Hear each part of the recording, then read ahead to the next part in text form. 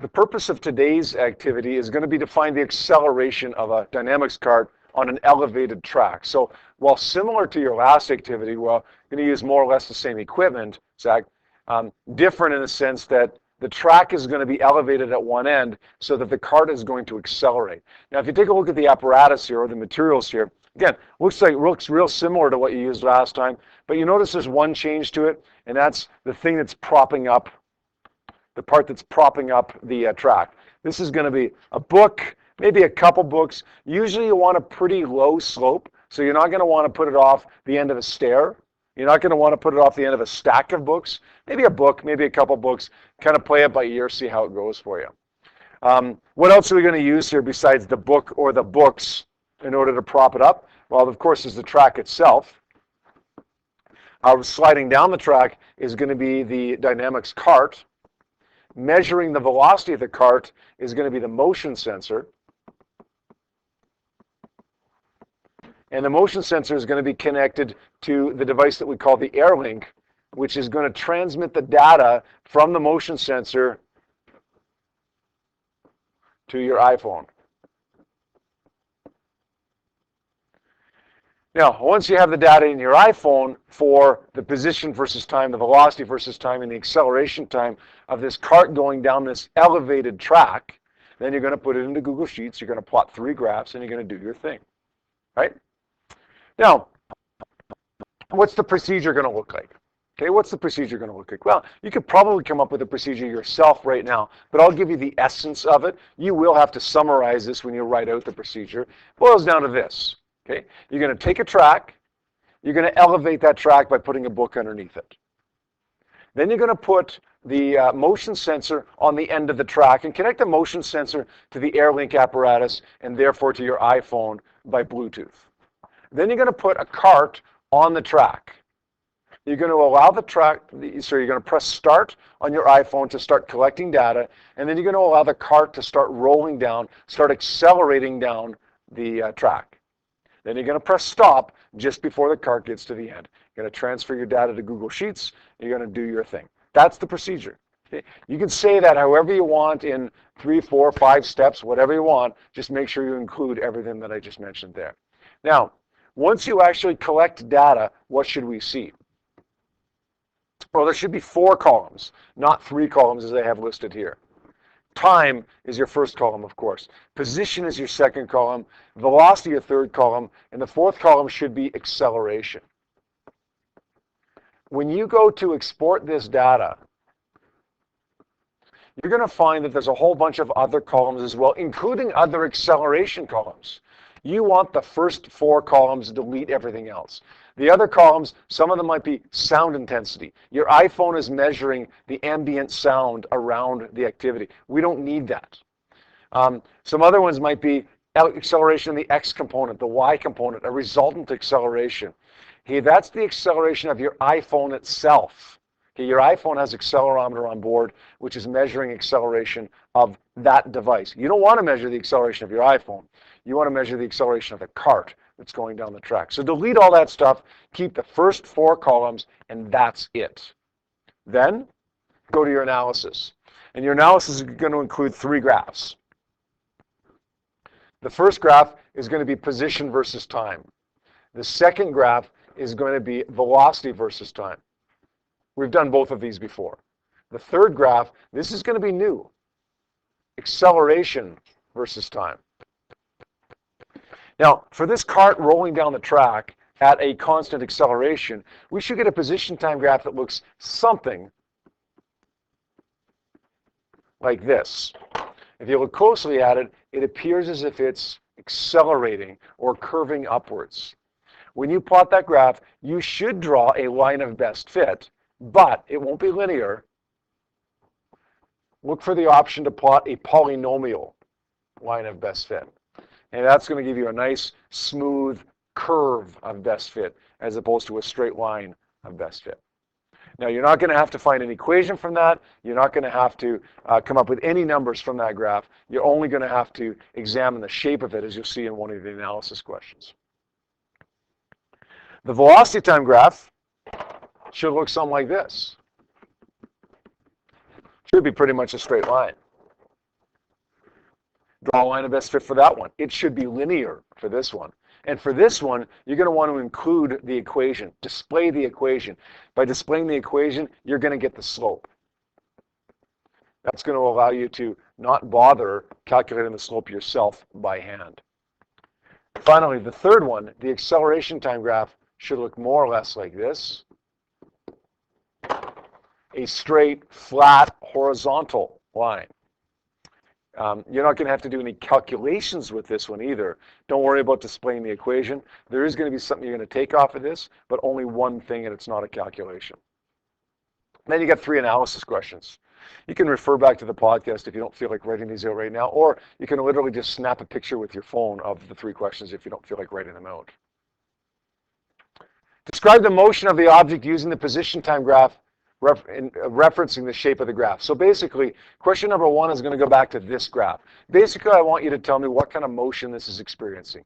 Is it acceleration? Is it constant velocity? Is it whatever it is? Tell me what kind of motion it's experiencing, and basically, how do you know? Hey, you're referring to the shape of the graph. Hey, I know this is constant velocity because it produced a straight line. I know this is acceleration because blah, blah, blah.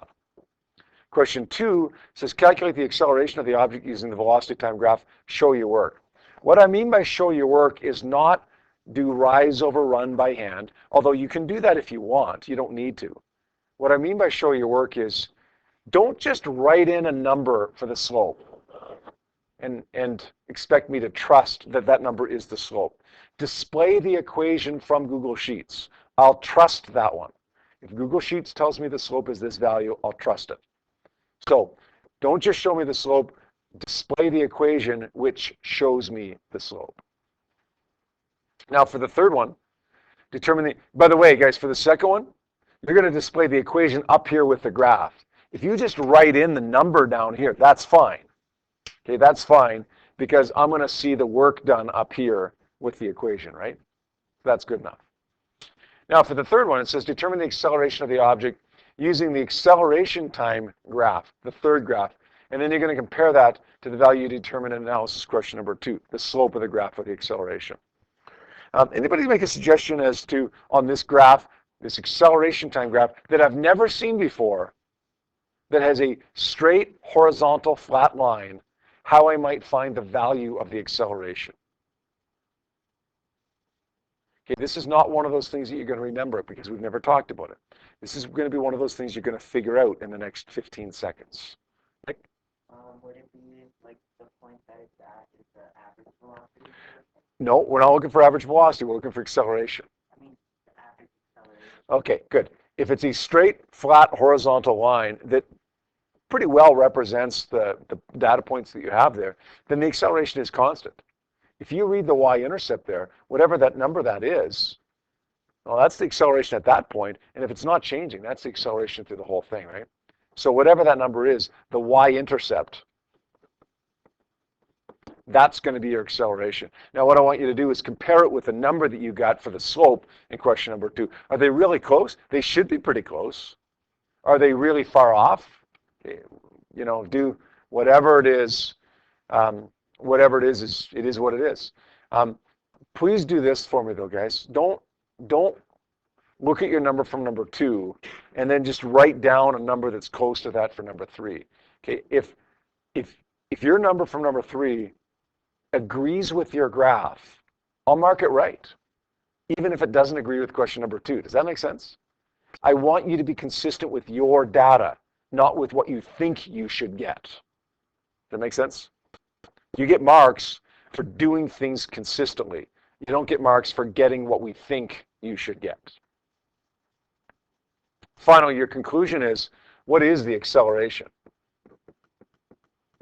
What is the acceleration of the object going down this gently sloped track? And finally, how do you know? In other words, where'd you get it from? Where'd you get that value of acceleration from? Sources of error, give me 2 or 3 good sources of error, things that maybe could have been improved about the procedure. Okay, maybe something that I could have improved with the procedure, maybe something that could have been improved with the materials, maybe something that you could have done better with your time management, something. Okay, Give me 2 or 3 good sources of error. Don't say, I calculated the slope wrong. Then do it again. If you calculated the slope wrong, do it again. Don't tell me that. Okay, come up with 2 or 3 sources of error that you've clearly thought about that could be improved upon, and give me those suggestions for improvement. All right? Now, you're going to collect data for this for this lab on your iPhones. The instructions are on a handout that I'm going to give to you. You've done it before, so it shouldn't be brand new to you. But one word of caution here. Okay, the last time you were only plotting one graph, position versus time. This time you're plotting 3 graphs. That doesn't change how you collect the data. If you remember, when you had your sensor connected, you clicked on position versus time graph. That's all you're going to click on this time. You don't need an acceleration versus time, velocity versus time on your iPhone. You just need that position versus time. When you email that data to yourself, you'll get all the data. It'll send you all the data. So don't try messing with it. Just collect data the exact same way you did last time by clicking on the option for measuring position. It will calculate the rest for you. Although you won't see it on your iPhone, you will see it in Google Sheets when you email it to yourself. Does that make sense? If there's any questions about that, of course, as you're going, just let me know.